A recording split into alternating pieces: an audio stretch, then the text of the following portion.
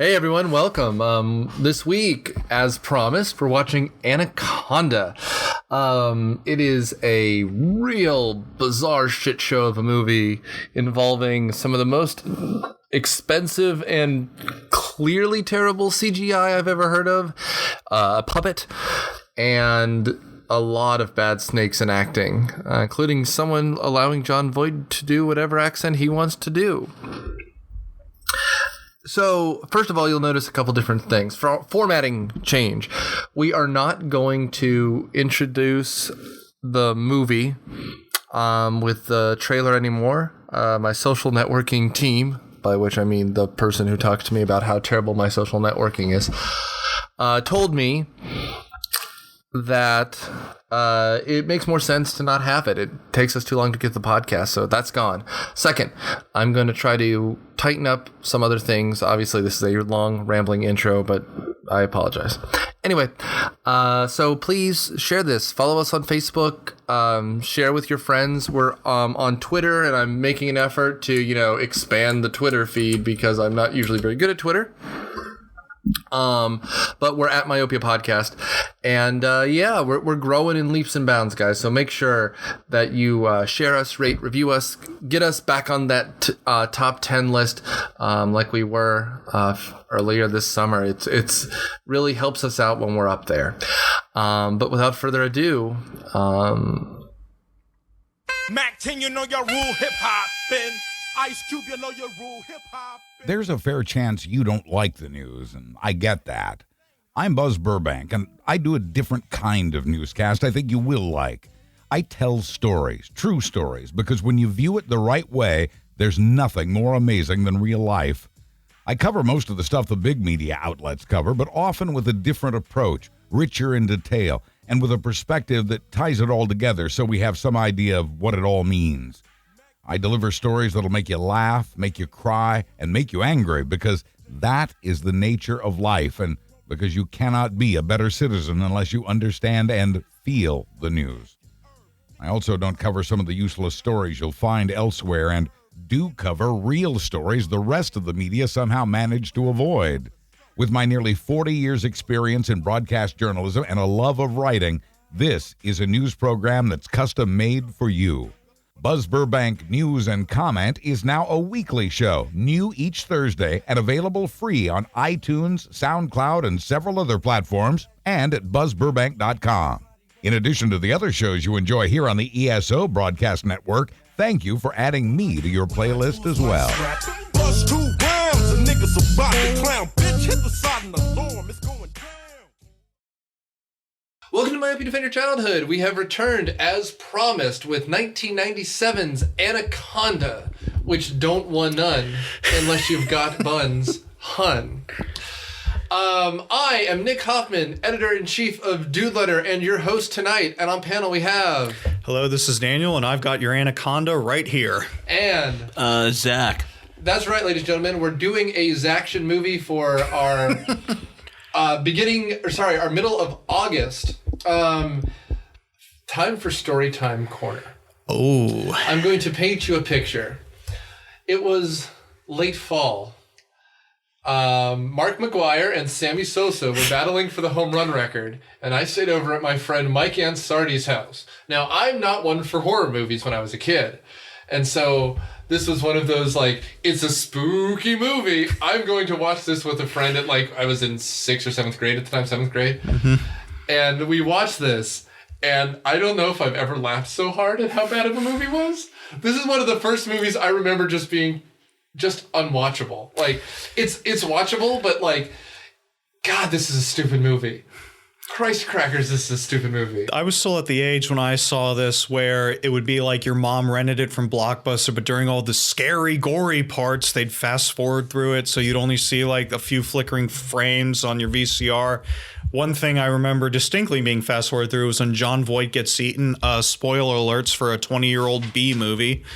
But I didn't realize how funny this was until many years later. You said you hadn't seen this before. I had only seen parts of this movie on TV.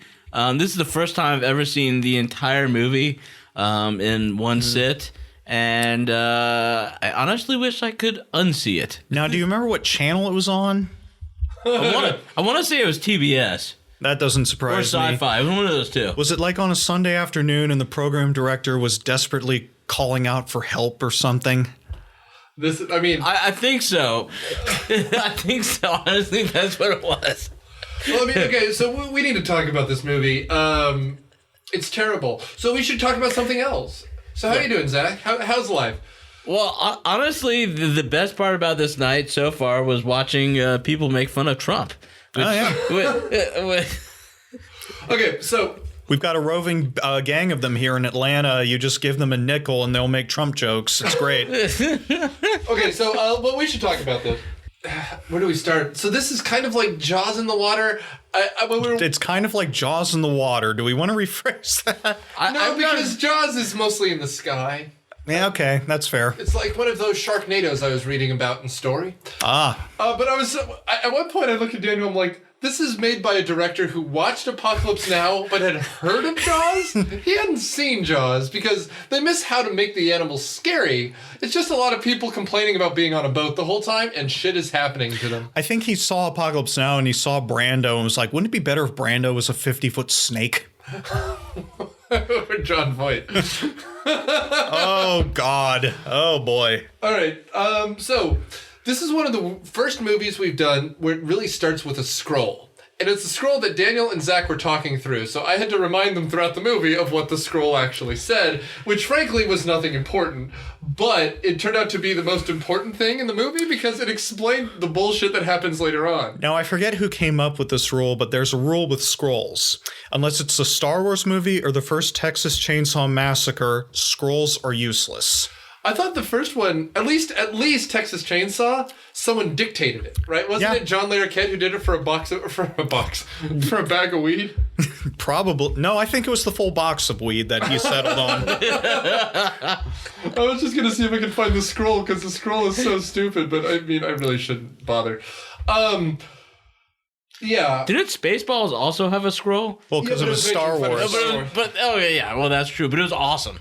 Like, it was an awesome scroll. Like, since we're not going to ever do a Star Wars movie, probably, do you think those letters are just flying around in space? Like the idea that someone could take a wrong turn and crash into like a Roman numeral 5 because there's just like letters flying through space for no reason. That's deep, man. Anyway, sorry, that's awesome. that was just a thought. It's so stupid, but okay. So we start off with this scroll where it says essentially, these are the biggest snakes ever. They can be 40 to 50 feet long. Some say they could be 1 million feet long, but those people are idiots. And they're all attached to Ron Jeremy. I'll let that one just sit for a second. Because they find the snake's foreskin later. But that was you. That was you just then. That was not me. Oh my God. I seriously can't believe this we just said. But we start with this kind of scroll that says snakes are 1 million feet long and they can't be killed except for by plot devices. And they hunt for fun and they'll barf up John Voight's left and right. None of which is true except for the John Voight thing. I mean, I imagine most animals would take a bite out of John Voight and then immediately vomit. Mm-hmm. Or die. That old wrinkled man made Angelina Jolie, so... Oh, man. You take the good, you take the bad. Do you think when Brad and Angie broke up, they had to kick John out of Brad's basement? Can you... Actually, I would have loved to see that version of, like, Keeping Up with the Kardashians. Like, two of the most liberal Hollywood types ever, and, like, John Voight, who walks around in a tuxedo because it's after 6 and he's not a farmer. And, oh, God, that would have been so beautiful. And he's the most poor of the three of them. Do you think he writes Nick Cage every day to see if they're going to make another National Treasure movie? Or another Baby Geniuses movie?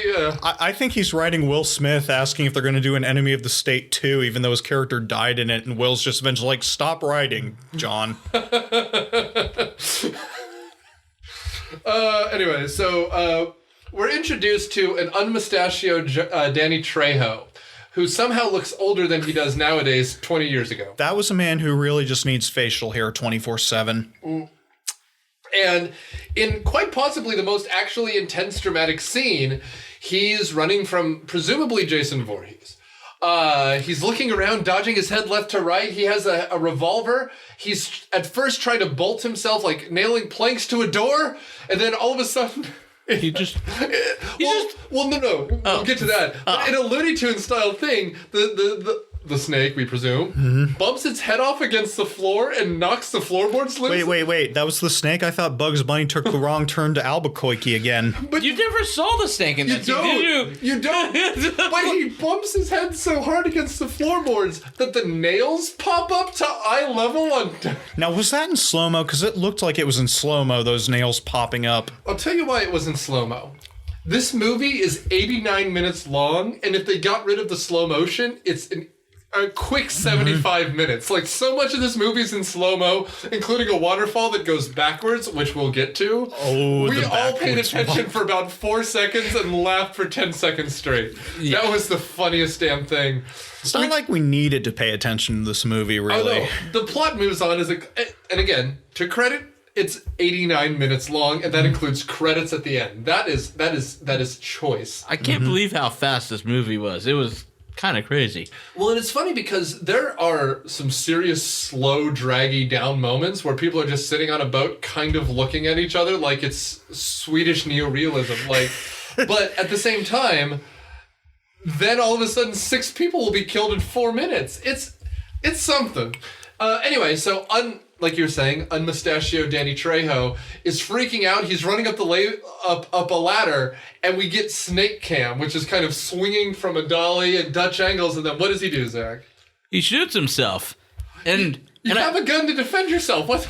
And I was kind of disappointed with the scene because I was hoping you would actually see the snake as it was about to close its jaws, and then he shot himself. That would have been a little bit more exciting and would have been better storytelling. This was the tease where they hint at the danger to come in order to like hook the audience in. But considering the movie's called Anaconda, we already know what's going on. Yeah, that's true. Okay, so I have a theory on this, but it requires us to play a game. Okay. I want you to tell me how much you thought this movie cost to make, because it looks really shitty and really cheap, and there are 2 snakes. One is clearly a puppet, and one is clearly CGI, where the rumor mill says it cost $100,000 a second to be on screen. And it looks like garbage. I think Duke Nukem 3D is more realistic. One of them Battletoads is more realistic. We're getting into Spawn territory here with this snake. We're getting into Spawn territory. And remember, I don't like the prequels, but the prequel CGI came out 3 years before this, right? Or 2 years before that. When did the first one come out? 2 years after, right? Episode 1 was 99. 99. Yeah. Okay, so this is 2 years before Jar Jar Binks is prancing around. How much do you think this movie cost to make? I want to go with $50 million. Please. I'm going to go with $25 million. $46 million. Oh my God. Yes. And awesome. I mean, like, this is a lot of casts of kind of before they were famous, right? Danny Trejo had not made many English films yet, right? J-Lo had just hit it big, but this was like her second big movie, and this is the first one she's helming. Although now on Box Office Mojo, she's listed second below Ice Cube. Nice. Ice Cube is in this, John Voight is in this, but no one who's like a huge star. Owen Wilson is in this. The guy from Jumanji is in this. English Pants. Yes. But yeah, no, this is... I think all the money went to CGI and sending one poor camera crew down to Brazil to film on the Amazon River. But my whole theory is, like, why Danny Trejo shot himself. The snakes look shitty. And I think they wanted the snake to attack him, or maybe even, like, go for his leg or something, and him to have to make the choice between shooting the snake and shooting himself. Yeah.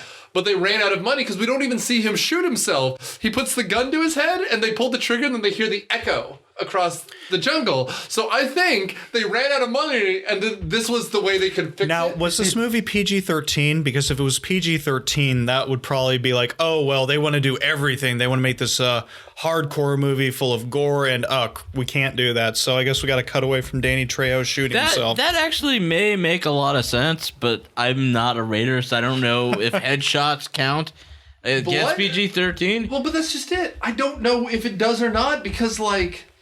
I mean, it is PG-13. It's a PG-13 horror, but there's a lot of blood. Although I guess the only blood we see is blood leaking out of a tracheotomy wound, which is gross, and monkey blood, which gets thrown all over them in a very slow-motion porn style. No, it wasn't monkey blood. It was monkey blood. But that actually may have been one of the grossest part of the movies was the monkey blood. Yeah. So we stumble into this movie after the I don't know, the trayoing at the beginning. That's a nice way to describe it. I mean, and Zack tuned in for this moment. He goes, "This is Jaws." Like they're literally climbing up the mask with a gun. Like this is the last scene of Jaws, right? Yeah, that's what it felt like, but it wasn't. And it didn't deserve it. Like, no. It's one thing to be like, movie what we might get to Deep Blue Sea, where like the first kill is how they kill Bruce and Jaws, and you're just like, yeah, this is going to be intense. But no, this is stupid. Like, because we don't even see the monster yet, right? Yeah, and you haven't even figured out how powerful and dangerous this animal is yet. At least the audience hasn't. Well, we were told in text, and if it's one thing I've learned as a high school teacher, kids don't read the text. So we didn't read the text. We weren't even paying attention to the text. The Galactic Senate is trying to raise taxes and cut off health care to people with pre-existing conditions. Pass. Yeah, fast forward slightly. Man, they really should have paid John Larroquette some weed to just read this. Oh, that would have been great. Just have like someone half stoned from Night Court just like reading it. And then they could have claimed it was a true story on top of that. All right. Oh man, have the guy from Unsolved Mysteries today in the jungles of Brazil. Ooh. I mean that would have been awesome. Leonard Nimoy or Robert Stack or who Robert was... Stack. I'm thinking Robert Stack. Okay. Or you mean you already mentioned? Apparently, back when this movie was probably in development hell, why not? Gillian Anderson applied for the Carrie Werner part. Yeah. David Duchovny reading this, just kind of mumbling out, "A snake can get up to 40 feet long." Scully. All right, we're introduced to Jennifer Lopez wearing a see-through nightie as I almost said Macaulay Culkin. It's not wrong. As Michael J. Fox comes to the door. You mean faux Michael J. Fox? Pretend Michael J. Who was Fox. the one you said could have been replaced with Michael J. Fox? Okay, so the story is it's Eric Stoltz. First of all, Eric Stoltz looking young, somehow looking younger than when he was in Pulp Fiction, which came out 5 years earlier. Mm-hmm. Michael J. Fox replaced him on Back to the Future. And if you watch Back to the Future, like if you get the Blu-ray, you can find a few of his scenes because they had apparently filmed most of the movie with Eric Stoltz. And Eric Stoltz is much more intense, and they thought that Marty should be kind of funnier. So they essentially refilmed half the movie with Michael J. Fox instead, because Michael J. Fox is the young kind of cartoony guy. And at the time he was doing, what's the show? Oh, I don't... Different Strokes? No, it's not Different Strokes. Whatever. Growing Pains? Growing Pains, thank you. He was doing Growing Pains, and so he was doing his Growing Pains during the day and then filming the scenes at night. That's why like they did the mall scene first to do as a screen test because he really was filming at 2 a.m. Yeah. I think they got all the 80s scenes with Eric Stoltz in it and then they replaced him and then they redid it with Fox. But like you can find these really intense shots of him like I mean it's a very different kind of movie. But whatever. Eric Stoltz comes in and kind of creeps on Jennifer Lopez. They have a makey-outy scene, which makes no sense, doesn't help anything. But again, a lot of this is to establish characteristics because once the movie gets going, nothing makes sense, and how these people relate to each other is weird. Well, it's the Jennifer Lopez scene that when she's introduced that really explains what the filmmakers are going for, because they, of course, include a shot when that see-through nightie where she stands up and turns around and walks away, and that camera is lingering on her butt for a good 30 seconds. Well, I mean, again, they wanted someone to be sexy, and that's, I guess, what the part she's fulfilling. But whatever. This is what we're dealt with, and here's kind of where we go. We're introduced to Owen Wilson, whose first line is, "Does this jungle make you really, really horny?" That's pretty much all you need to know about his character. And a captain named Mateo. Right? Yeah. Why don't you give us the rest of the plot, though? Because we didn't do that. We usually do. All right, I'll go ahead and run through it real quick. There's not much of a plot. There's this documentary crew that's looking for a lost tribe that lives on the Amazon River. And Eric Stoltz is the filmmaker making this movie, and everyone else on the boat is his crew. But as they're going down to search for this tribe, they encounter a wrecked boat that just so happens to have John Voight on it. John Voight is a professional snake hunter, and he's looking for the Anaconda. I'm not even going to try and do his accent. It's atrocious. And eventually he starts hijacking the ship's mission, especially after Eric Stoltz gets incapacitated, to go hunting for this Anaconda, and people die. Yeah, so, I mean, the whole ship is filled with the people who are looking for this tribe. An English guy who's like the kind of narrator type, who's, I guess, like a Richard Attenborough, who's supposed to be in front of the screen. He's the dad from Jumanji. You pointed that out to me. He's the dad from Jumanji. His name is Jonathan Hyde. Oh, okay. You have Owen Wilson, who's the sound guy. Carrie Werher, who I guess is just there for looking at, because she's there to make out with Owen Wilson. She was pretty good looking. Yeah, she was. She was. You have Ice Cube. Ice Cube, who's the camera guy, right? Yes. Jennifer Lopez, who I guess is the producer, maybe? I thought she was just there to make out with Eric Stoltz. Well, Stoltz is the professor, right? Like he's like off-screen talent. Like they even call him Dr. Cates. He's the only one with a title, so I imagine he's just the anthropologist. And an Anaconda voiced by, Daniel was right, Frank Welker. I was right.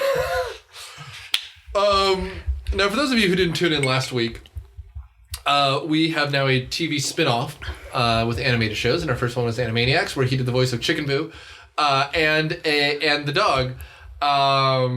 Buttons. Buttons. Frank Welker is probably the one most responsible for your childhood. As of now, he has one thing in post-production and 796 credits for voices. I'm pretty sure he also was Apu in Aladdin.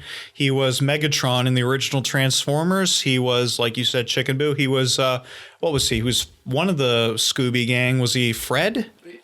He is Fred. He is now the voice of Scooby-Doo. Okay.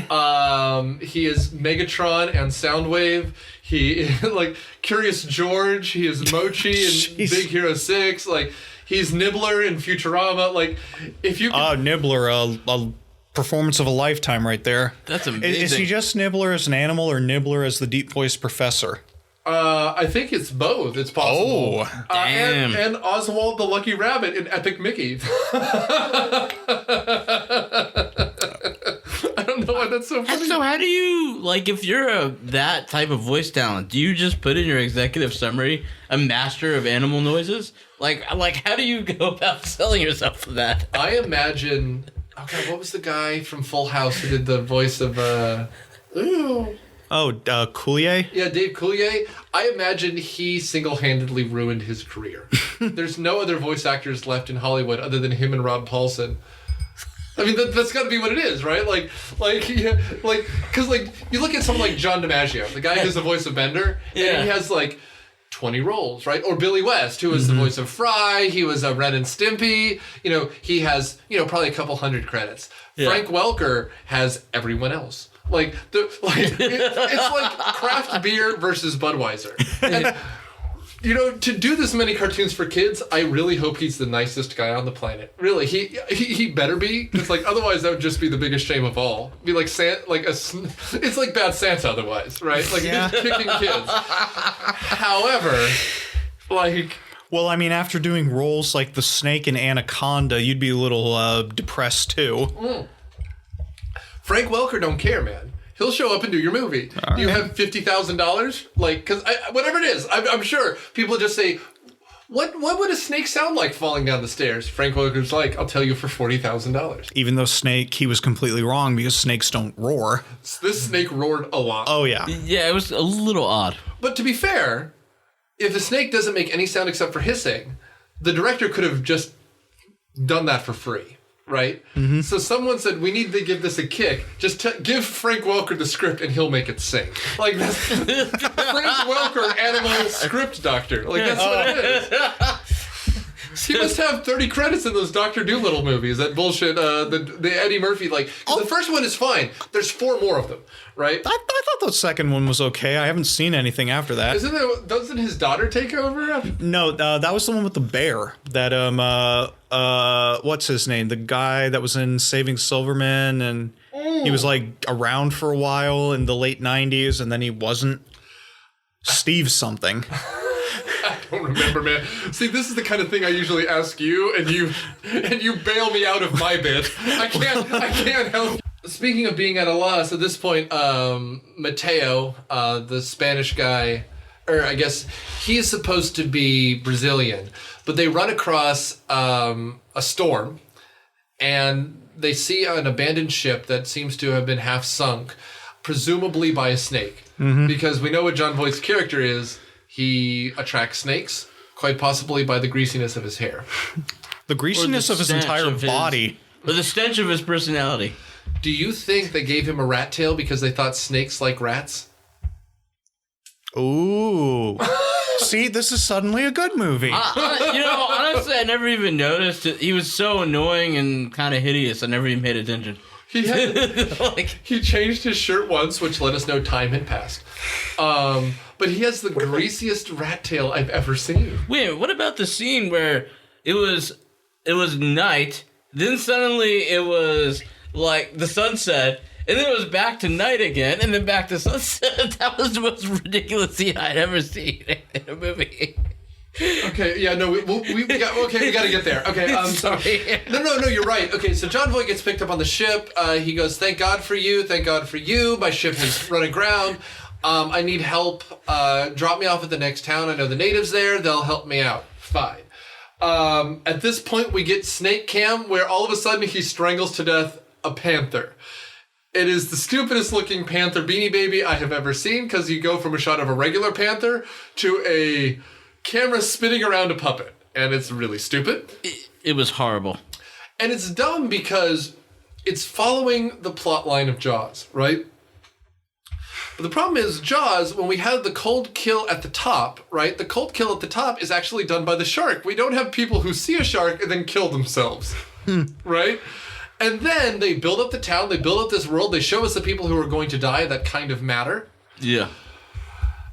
But then they start killing people again. We don't have an off-camp, like, it's not like all of a sudden the shark kills a dolphin or something, right? the people don't even see it. You know what they should have done? Well, they should have come across a panther that had been suffocated to death. Didn't they hear it? And they were like, what was that noise? Well, they have this scene, like, right after that, or a few scenes down, where it's the Swedish lab scene from The Thing, where all the explorers go in and try and figure out what happened. But by that point, it doesn't work here because we've already seen the panther scene. We know what's going on.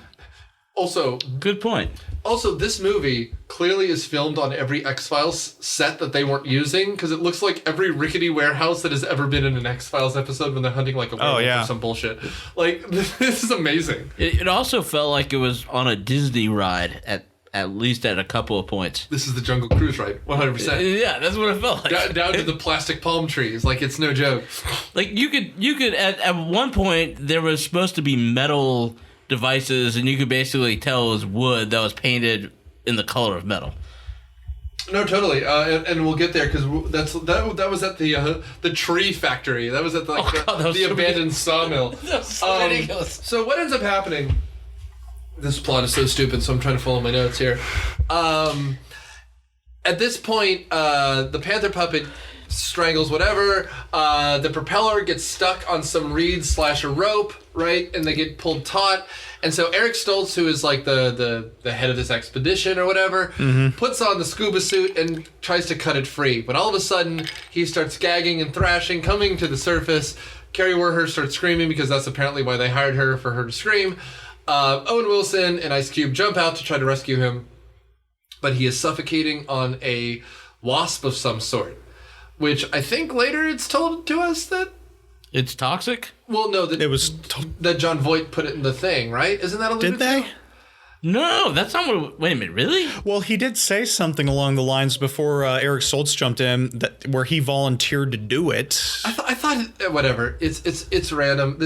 They pull him aboard. They're gonna give him mouth to mouth, and they see these like fangly things coming out of his mouth, and so John Voight just reaches in and pulls it out, and he goes, "It's a wasp. They will kill you. It is poisonous." And so, without thinking, this hobo drifter that they picked off the lake takes a knife, pours whiskey on it, and stabs Eric Stoltz in the throat, giving him a tracheotomy.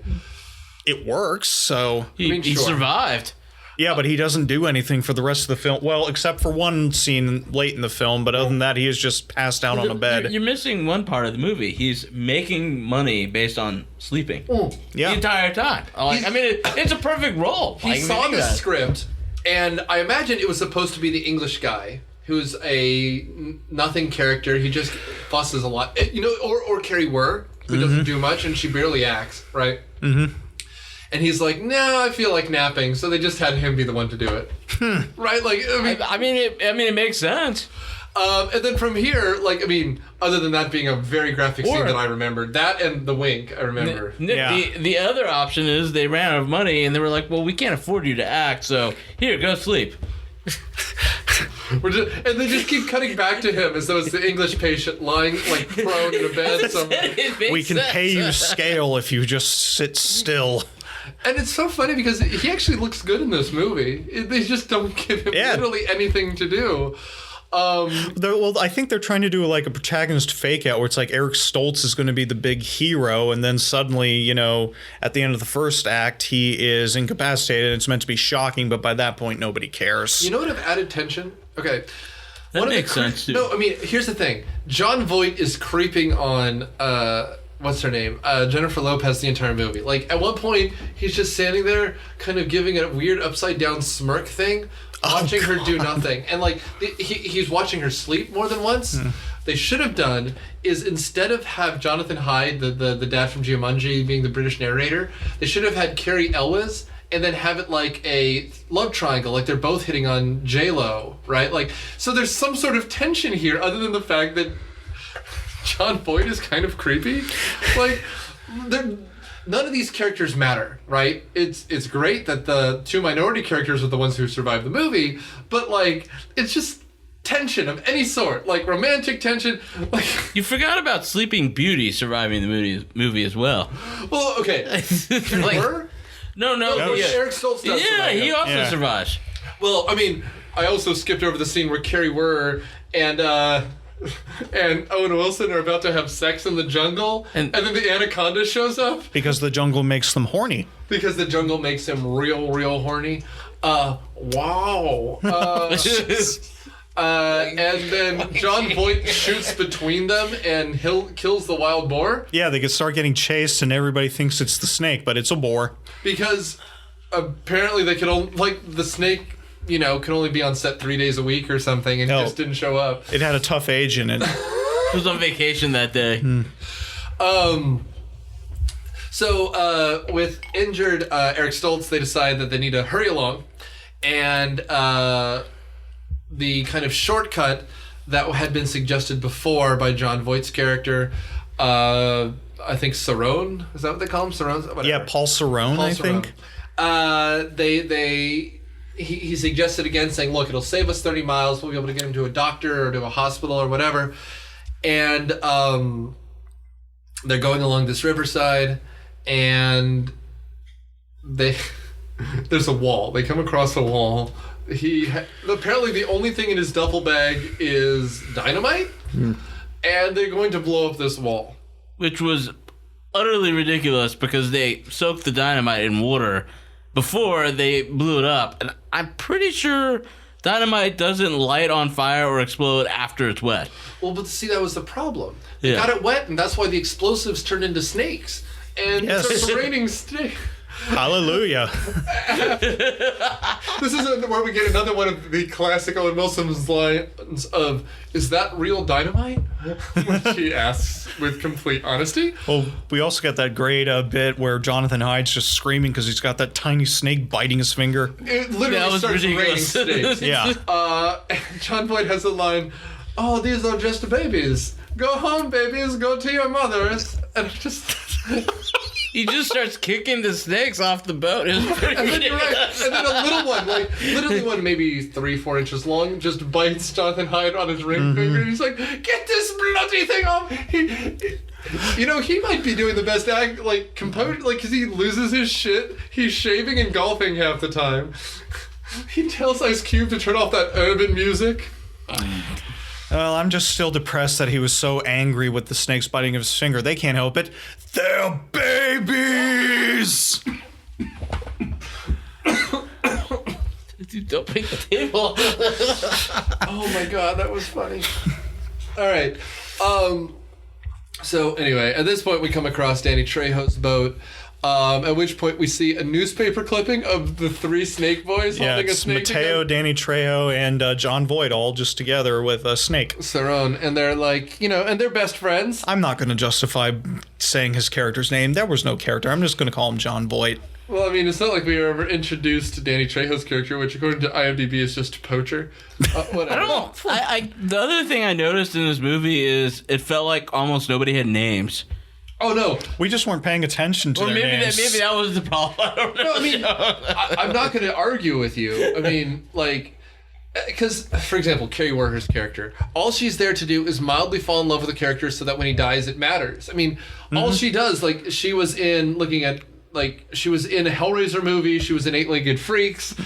She's just used to running from things and screaming. Like, She that's was kind in of what 8-Legged she does. Freaks. I mean, she was also in Sliders for 3 seasons. Is that a Stay Tuned, 8-Legged Freaks? Yeah, so is Arachnophobia, I think. Ooh. Oh, and what's the David Duchovny one? Evolution? Yeah.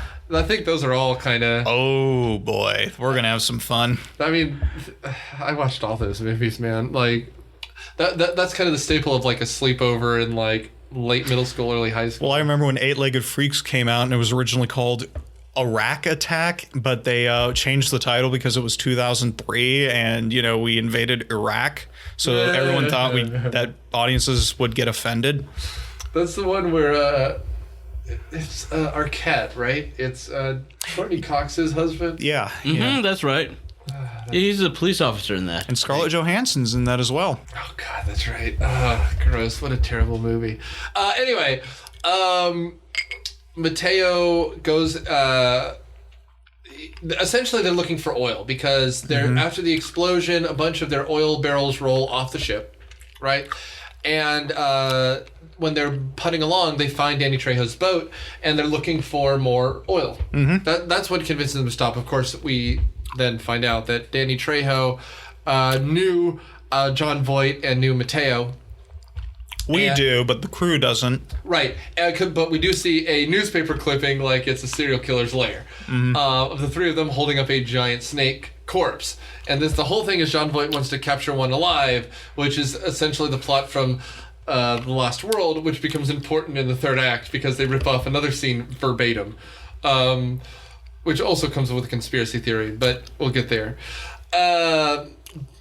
Mateo is helping them unload. They find a bunch of gear, and they find some bullets and stuff, but they don't find any oil, right? And so Mateo's helping them load. It's Ice Cube. It's Ice Cube, John Voight, and Is it Owen Wilson? I think Owen Wilson was still alive at that point. Yeah. And Mateo falls behind and gets attacked by a CGI graphic. A flying toaster or a dancing baby or something. It's the worst. This is when you realize why they don't show the snake as much. Well, when it's CGI and the CGI is wrapping around the actors don't constrict even as the snake is pressing on them. They just stand ramrod still. So the way these attacks go down each time is you'll see something under the water, again, like the shark fin from Jaws, and it makes a kind of pattern through the water, and then you'll see maybe a little bit of the snake, and that's when it's the puppet, and that's fine. And then it will open its mouth, still the puppet, and then all of a sudden it latches onto the face, because one thing CGI definitely couldn't do were eyes back then, right? And then it spins around like a tornado, turning them upside down and squeezes them against usually a plank of wood, a beam, a tree, something like that. And then it turns back into the puppet so we can see Owen Wilson gasps for air, Mateo gasps for air for a second, and then it snaps whatever it's strapped to, then turns back into CGI, they turn still, and then we see just their head bob above water and they go away. We see that exact same thing 7 times. You kept count too, didn't you? I made up a number, but it sounded like I kept count. Oh, that sounded right. That sounds approximately correct. The best kind of correct. It's technically correct. There we go. Everyone else gets back to the ship. They're calling for Mateo. Where could Mateo be? And John Voight's like, I'm not going back for him because I'm an asshole. We also knew what happened to him, though. He absolutely did. He did. also knew there was no way that they could save him. He was dead. But he doesn't say that. He doesn't bother to say Oh, yeah, that's true. All he says at that point when they ask him to go back is maybe later. Maybe later. Exactly right. And then Ice Cube's like, well, I'm going to go look for him. Then he finds his flashlight because they couldn't even bother to put blood on it or anything. At that point, John Voight shows the Anaconda's skin. And he has the skin, and he goes, if they shed the skin, that means that it's even bigger now. And it's so long it rolls off the back of the ship, which I guess is supposed to impress the ladies. And then we get a cut like it's a TV movie, and then it cuts to black like it fades out, and then it fades back in on him in filling these giant syringes with reptile tranquilizer. This is not even Chekhov. Like, this is just, we don't know where they came from because apparently his bag was only filled with dynamite, but apparently just reptile tranquilizer is a thing that exists in this world. May I also add, it apparently doesn't work because he kept using it on snakes in, I think, multiple scenes, and nothing happened. This is where my second conjecture comes in. He himself is a snake. Oh, that makes perfect sense. Because the only thing that it works on is him. You're right. That is the true. Anacondas, we established that real anacondas, we couldn't pay attention to this movie to save our lives. So we were talking about anacondas versus pythons versus whatever, okay? But we learned that real anacondas and real pythons don't get bigger than 25 feet or so. So this 40 to 50 feet bullshit is bullshit. That means that these are the animals from Tremors and not real anacondas, but John Voight is an actual snake. He is the anaconda that they've been searching for all along. Whoa. Wow, that's freaky. Well, that is just absolutely creepy as shit. Well, I'm jumping ahead, but that also makes sense when he kills Carrie Werb. That may make sense. He's not a symbolic anaconda then. No. He's the anaconda inside all of us. Exactly, yeah. Holy Christ. So yeah, at this point, the more we see the snake, the more silly the snake becomes. Not just because the CGI is atrocious. It's cartoonish bad. It doesn't, to be honest, I love watching river monsters. It doesn't actually look like an anaconda at all. Okay, so... Oh my god, river monsters.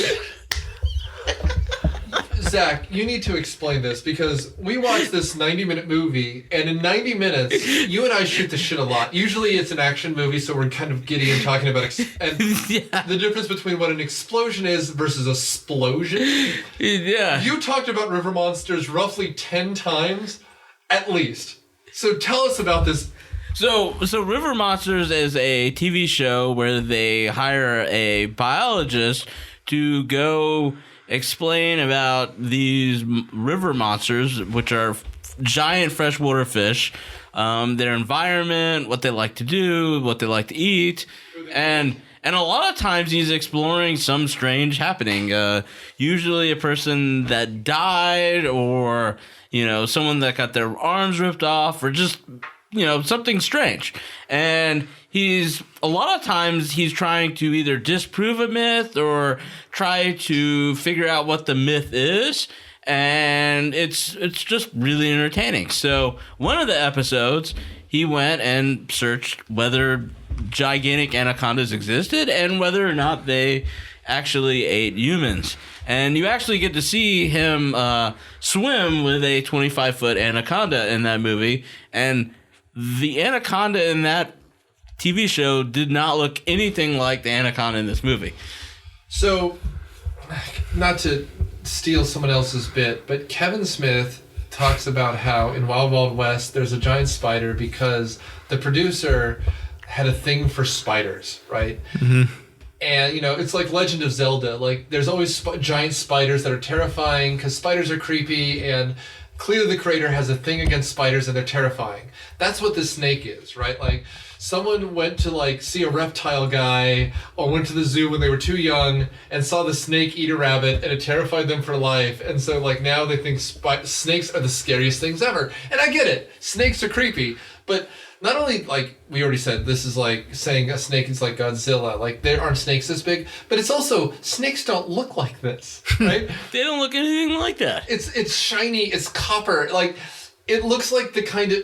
It's a Davy and Goliath snake. It right? looks- It's the snake from the Garden of Eden. It's evil in ways that don't exist. It looks metallic at one point, like with this sheen or something. Its eyes are like a doll's eyes. Like a Charlie Sheen. Well, and the other thing is, like, I've actually seen snakes in the wild because I like to go outdoors a lot. I've never seen a snake with red eyes. Red glowing eyes, actually. Well, that's because you haven't seen John Voight in person. Yeah. Anyway, A lot of discussion about river monsters came up during this movie. That was apparently the basis on how we could tell this movie was full of crap. well, I mean, it's just like, because after the wall explodes, we see actual snakes, and you just realize, like, that was one of the mistakes it makes. You don't see, like for example, it's thinking again, it's being Jaws, because remember they captured that, like, nurse shark or something, that, like, we got the shark that's killing people. You didn't. But, like, the thing is, they should have been threatening snakes to get an even bigger threatening snake. Those are real snakes versus a cartoon cutout of a snake. The dragons that people walk through Chinatown with on Chinese New Year are more realistic than this thing. Oh God, That is completely true. This is when we get to that. Then we have the parlor scene where everyone who's still conscious is looking at John Voight like he's a Bond villain, and he's saying, like, look, you're just here to catch a snake. He goes, no, I want to catch it alive so that I can sell it. Can you imagine how much that snake is worth? You will pay for your documentaries. We will do everything. You're doing this accent really well. Because I'm just doing a bad French accent. Yeah. I speak French. That's what it is. And this is the scene you were talking about where the lighting's crazy. Because John Voight has a sunset behind him. Everyone else, the sun has already gone down and it's twilight. And so, like, and they keep cutting back to John Voight. It's different times of the evening. There's no reason to cut back to him either. He's just looking at everyone. Yeah, and it's a parlor scene. Like, this would be like, someone should have accused him of killing people. So this is where someone should have accused him. I bet you were even the one who put the wasp in the thing. And he's like, could be. There's a lot of ways to die in the jungle. But we don't get any of that. It's just a lot of bad editing. And, like, again, you spent $60 trillion on CGI. Fix it. Fix it. The boat isn't even moving. Half the time, the water is still around the boat. Why not just film this? They're on the deck of something in front of a green screen and then make it all look like evening. Well, we've seen what happens when they try and film on water later on, and they get it completely wrong. Yeah, no kidding. This is where I wrote watching Apocalypse Now, but having heard of Jaws. This is when they end up in the Shangri-La of snakes. Is this when they're trying to flash lights to blind the snake while he's hunting for it, and it ends up killing Owen Wilson? Oh, wow. This is when Owen Wilson turns against them, too. Yeah. He becomes the bad guy. Anyway, we've gone on way too long around. I actually liked Owen Wilson, the bad guy in this movie. He actually made a very good bad guy. Well, he also. Oh, wow. character change. This is really doing it for me right now, you guys. I'm feeling this right now. This is giving me a lot of positive energy. Well, every other movie I've ever seen Owen Wilson, he's always either the kind of clueless guy or the really good guy. He's still kind of the clueless guy I mean, he in this still is movie. the clueless guy, but he's always Well, kind of the it good works. guy. I mean, to Zach's point, it works here, right? Because he's intrigued by what John Voight is saying, and John Voight is using him. I will say, though, that means, because Carrie Werher is taking him back to, presumably, their cabin to have sex. And he prefers John Voight. So John Voight is more... Wait. So he takes John Voight back to his cabin Wait a instead? minute. In his defense, I'm pretty sure he's still getting laid, but now he might be getting paid more. It's a money thing. He's clinking this glass here. I guess nobody agrees with me on this, right? No. Okay. I 100% understand what you're saying, though. That's my point. Like, Oh, okay. somehow John Voight is more seductive than Carrie Werher in this. Well, I think it's money. I think in that character's mind, the money is more seductive than the sex with a sexy girl. Yeah, I mean, that's what we're getting. Yeah. And so essentially, John Voight uses. Do you have any idea how many hacky sacks I could buy with this money, you guys? You know, Now you're finally getting it. Oh. oh, geez, guys. Oh, wow. That's all I can do. I'm not good at accents. I wish one of us was better at impersonations, but. You're doing pretty good with John Voight. I mean. Anyway, Monkey blood. at this point, they essentially turn the tides. When Owen Wilson dies, they capture John Voight and they tie him to a post. Oh, the way they do it is magnificent because J-Lo goes in to seduce him and starts making out with him while Ice Cube sneaks up behind him to hit him with a baseball bat. I mean, yeah. Yeah, that was awesome. I missed that scene, I think. You might have been taking the dump. Who knows? But I will say, they keep giving Ice Cube at this point the "I'm too old for this shit" kind of lines because before the English guy dies, he goes, "Last time I was in swamp water like this, I ended up with leeches on my scrotum." He also had a southern accent in this film, which is a little strange. I'm gonna go ahead and say you're wrong on this. Yeah, No, I thought he had a southern accent throughout the entire film, and then at the end he switched back to his normal voice. no. I'm gonna leave you out on a limb on this. I don't think it was Really? Southern ever. No. I don't think that's what he's going for. I don't think that's what he was You're going allowed for. to make that point. I think he was just talking like Ice Cube talks. Yeah. He's kind of the hero of this. Like he knocks John Voight out. He wants to kill John Voight. What's her name? Carrie Werr says no at first, and then ultimately J-Lo says no. He's the one who shoots him with the eventually she shoots him with the trank, but he's the one who saves the day over and over again. Except in that one case, John Voight was knocked out with a golf club from the British dude. Right, which is awesome. Which was awesome. He goes, "Should I hit him again?" He goes, "Yeah, hit him again." Yes. But I mean, we have a lot of his kind of NWA stuff. In fact, aren't they playing NWA on the CD player? Oh, I don't know. And then What is NWA? It's the group that he was in. Oh, right, okay. Was sweet. And then the English guy goes, "Let's listen to something more refined and less." And then he's listening to opera like a prick. Anyway, so they get to this snake Shangri-La. There's snakes everywhere, right? This is when they're desperately trying to find more oil. This is desperately when they're trying to figure out what's going on. They're trying to get back to anything, right? John Voight is tied to the mast or something, some pole. There's no mast. It's not a snake. Yeah. But it's whatever. And Carrie Werr decides she's going to try to stab him. He does this super jump, wraps his legs around her neck, brings her down, and strangles her to death with his thighs. Like we said, he's the Anaconda of the movie. My God, if he had just swallowed her whole or whatever, He was capable of doing it. Whatever. Yeah, no, it's amazing. Meanwhile, everyone else is in the kingdom of the snakes. Oh, and we're about an hour into this movie, by the way. It moves at a quick clip. Yeah. It really does. At this point, the English guy is, Walden Westridge. The third, Esquire. Who really is like that. He's shaving himself every day. With a straight razor. Whatever. No, he was. He should have been having tea and martinis. He really is like a Bond extra. Whatever.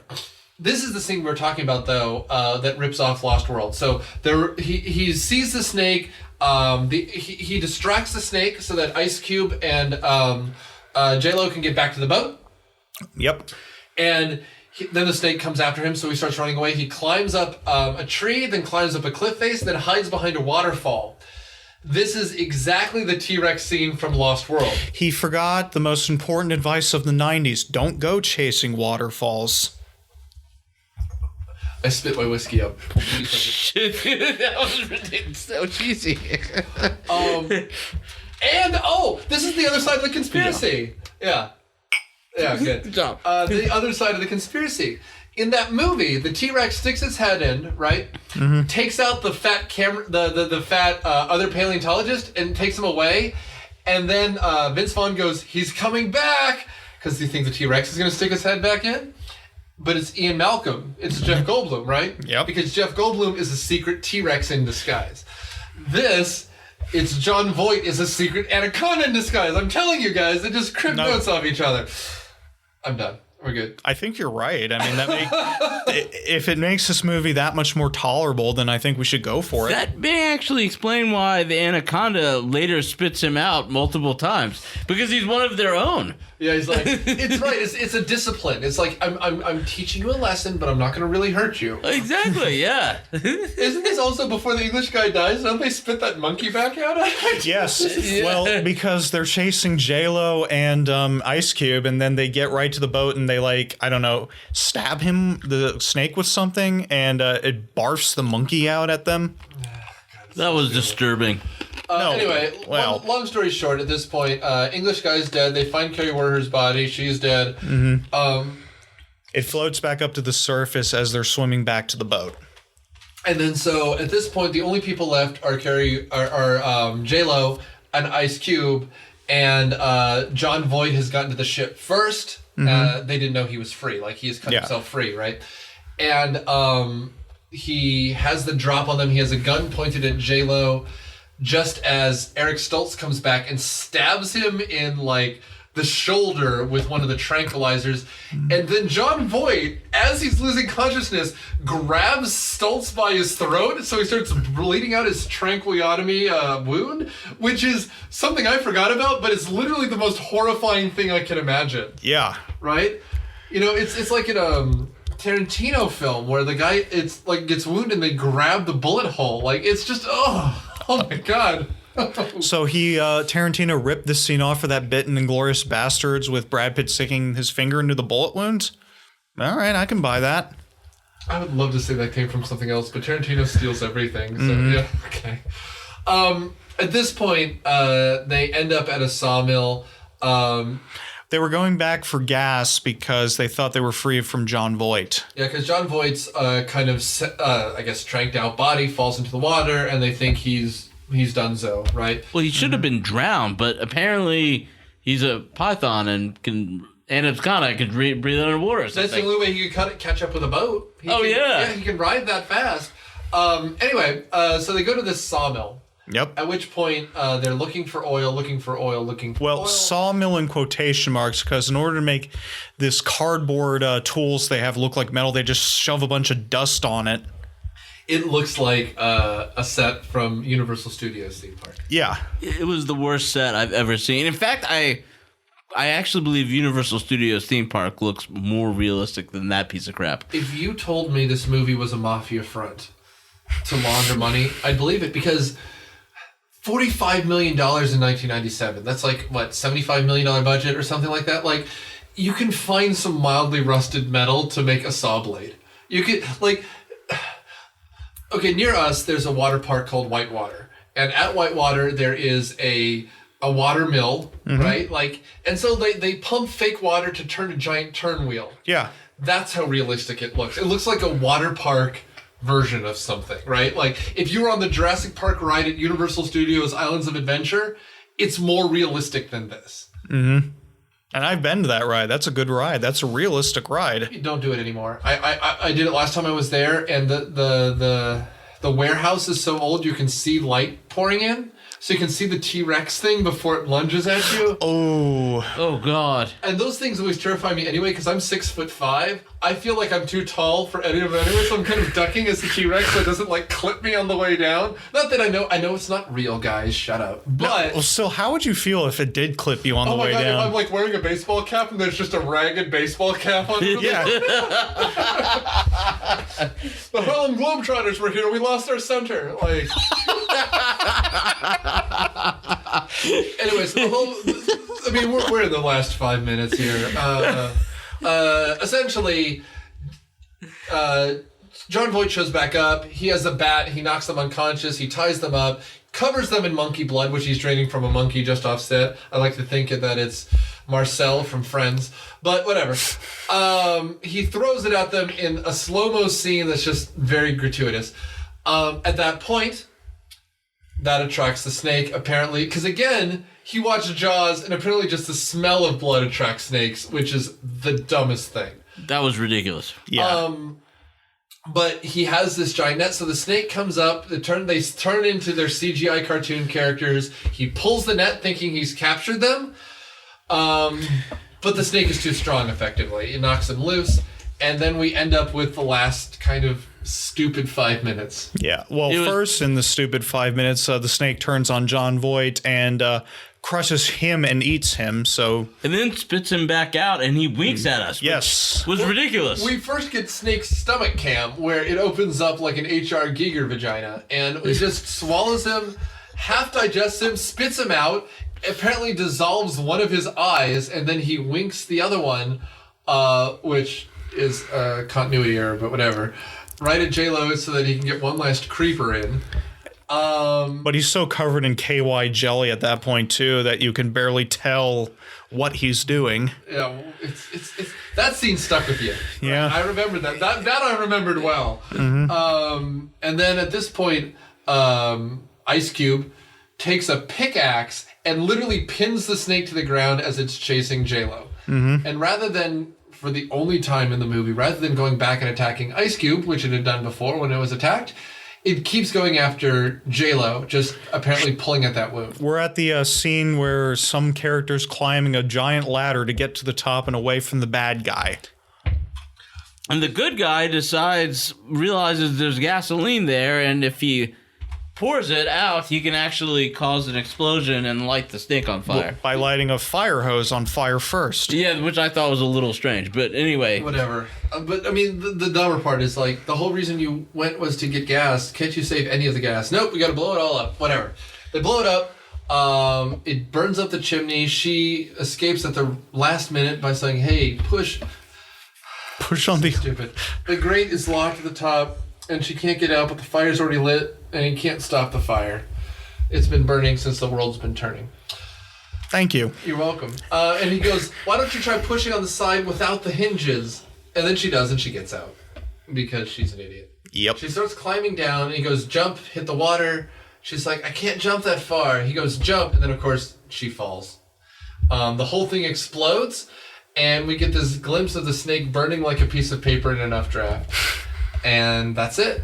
Yeah. Well, wait a minute, you're forgetting two more scenes where suddenly, for whatever reason, the burning snake decides to reattack, and the hero ends up killing it finally by putting a pickaxe through its brain. Through its brain, which was awesome. And then the Indians they had been looking for, the native people, the indigenous people they've been looking for all along suddenly show up. And that's it. That's the end. They all smile. They have no camera equipment left, no music sound equipment. Like, this should have been like, oh, fuck, guys, let's just go home. And like, their boat doesn't have any gasoline to get home, so. Well, but then the final scene, you see them exiting that part of the river with fuel in their boat, clearly, and there's no explanation either. I mean, like, literally, I guess the idea is just go until you run out of fuel. Like, what? I have no idea. Like, it's like the weirdest they made no plans for anything. I'm probably about to mispronounce this word, but here's what this scene really is. It's a Pyrrhic victory. Pyrrhic. Yeah. I told you I was about to mention it. It's a Pyrrhic victory. You're absolutely right. It's much like the end of Erich von Stroheim's Greed, where the hero has vanquished the villain, but he has no way of getting home and is going to die in Death Valley. But, I mean, you're right. What we've been saying the whole time is someone saw a bunch of movies and thought they could make their own. This is like watching that documentary of that horror movie, American Movie, right? Yeah. Like, this is someone's like, I've seen Jaws. This is going to be Jaws meets Apocalypse Now meets and that's how the movie was sold. And it's literally none of that. Like, I mean, and again, Zack, you're right. You know more about snakes by watching, like, made-for-TV reality TV monster documentary shows. Yes. You know more about snakes watching Mr. Weeble's Badger video.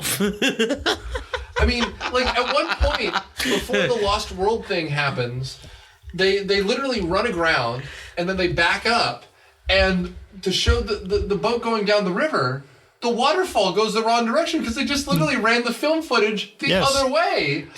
And we just stopped and we started laughing. We didn't even have to, because Zack and Daniel and I, when we do these things, we talk. And so a lot of the time we have to rewind or point things out to each other. It was just so obvious. Like, we didn't have to say anything. We just started laughing. Like, it For a good 10 or 20 seconds, too. I didn't laugh, and then the other guys looked up. We just all, in a moment of levity, humanity shone through in their embarrassing mistake. Like, it was pure nostalgic bullshit.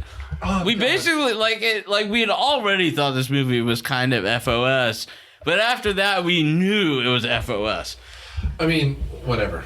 Like literally whatever. And then the fact that they have a bunch of indigenous people show up at the end would have been great. Okay, so there really are some places where there are people untouched by civilization still, right? And The North Sentinelese Island in the Indian Ocean, right? Perfect example, because people have washed ashore there and they always fucking get killed. Yep. What would have been great is those people come up in canoes and they just start throwing spears at them and they kill them. The snakes couldn't get them, but these people that they wanted to do a bullshit BBC documentary for, just murder them. That would have been awesome. ending. That would have been the best ending ever. It's like, And then The best they're ending next ever. Ghost ship that someone finds across, right? Like, Oh, that would have been a good and then- sequel hook. And then literally the closing scene is John Voight pulling himself onto the deck to wait for the next group of suckers to pick them up. Half digested silver. Oh, jeez. and then he's picking his eye out from nowhere somehow. He's finding that panther eye that got left in that scene. Yeah, exactly. I think we can still make the sequel. You just have to author John Voight like what's $50 and a large pizza these days to shoot your movie. But you better show up wearing a "Make America Great Again" hat. Oh God. I mean, but like literally, that's a more interesting story. Like, Yeah. Because then that explains why John Voight's on a wrecked ship, because there's no one else on that ship, right? Yeah. Because otherwise it's kind of like a latter-day Alien movie, like the one derelict guy. Anyway, we've talked long enough about this bullshit film. Would either of you recommend this movie? Zach, we'll start with you. What do you think? I would only ever watch this on a day where literally nothing else is going on and I'm bored as shit. So, probably not. Dan. If you can go back in time to 1997 and it's the only VHS left at Blockbuster under the new releases category, yeah, I guess you can go ahead and give it a try on sweet VHS. But other than that, no. Not also maybe if you're very drunk. Here's the thing. I remember this movie. I told you my little background story to it. I bet you a lot of people who have nostalgia for it have that same kind of background story. Like, I doubt many people saw this, although it is PG-13. You might have seen it in theaters. Yeah. But it's just such a meh movie. Like, the problem is, like, if it were a little bit gorier, like, it's like a sea-level Voorhees movie. Because the snake keeps coming back. There's even more than one of them. Like, that's kind of fun. But it never veers too much into horror or too much into action. This is not a so bad it's good. It's more like a mess. Right? Yeah. And that's a shame, right? It could have been stupid fun. Well, Ebert loved it because he thought it was stupid fun. Remember? And I get it. I mean, the problem is now we live in an era of Sharknado where everything has to be super ironic. Mm-hmm. Which is, I mean, I like the first two for that reason. It was super fun and super stupid. This, I think, is just a little bit out of reach, but I get why Ebert liked it. You know, again, if people wanted to watch it, I'd just pour the whiskey and say, let's do it, because it can be that fun. And then you know what this is? This is one where you put in the background of a party, because then everyone stops when fucking John Voight gets barked out. Then everyone stops when the good kills happen, and then you talk through the rest. I kind of feel like this movie is very much like going to a baseball game. By the way, I don't like baseball that much, but the reason I say this is every time I go to a baseball game, like, we all just sit and talk and chat, and when someone hits a home run, all of a sudden everybody diverts their vision and then goes back to talking. And then, you know, when someone steals a base, it's like people look, go back to talking, but nobody's really watching the game. Right. Like, yeah, that's kind of how I feel about this movie. That's not a bad analogy. No, I mean, it's exactly what it is. Again, it's a movie you put on in the background of a party or something, because it's not going to require you to be wrapped in attention. You get it. The boat is filled with, 10 dead meats, and you just have to figure out which are the 2 dead meats who are going to survive. Though it is a progressive film because it's the minorities that survive. Man, you think that anyone else, and then Ice Cube was like, I'm fucking surviving this movie. And then they're like, And then Eric Stoltz just got kind of a line through his name where it's like a question mark. Maybe he will survive, maybe he won't survive. And then it was going to be, and then Owen Wilson gets written out of another movie. Yeah. However, we are out of time. So, gentlemen, as Daniel suggested with the tradition of this new season, I will give you a clue for next week's episode. It is a movie that you won't expect to be Criterion because it stars a former Bond and a current castle owner. Oh, I think I know what it is. We're gonna have fun. So tune in next week when we put another piece of your past on trial. Thanks, everyone.